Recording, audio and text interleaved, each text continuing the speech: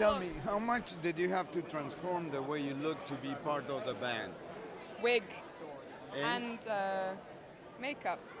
But the wig was something I loved a lot. It was actually a hairdo that as soon as you put it on in the mornings, it thoroughly affected the way that you felt. You know, that's what incredible hair and makeup can do. Is it almost physically can. Um, in the music, how did you get to feel that music without being a musician or a singer? Or, well, it's interesting because obviously the whole film takes place over the course of kind of a concert, like in terms of death metal.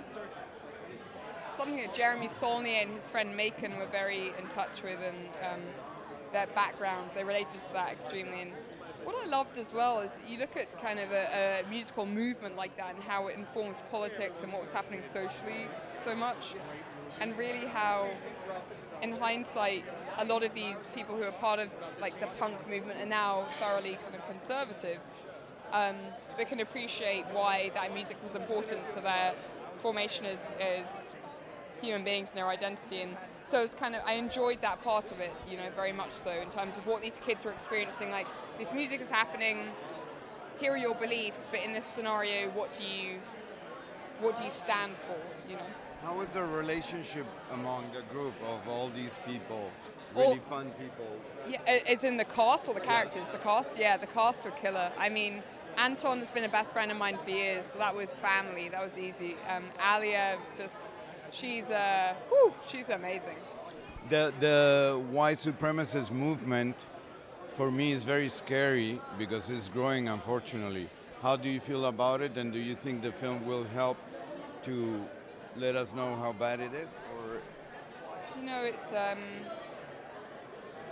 it's extremely unfortunate. I mean, if you've been following the story of the Confederate flag, and it's it's thoroughly disappointing again and again.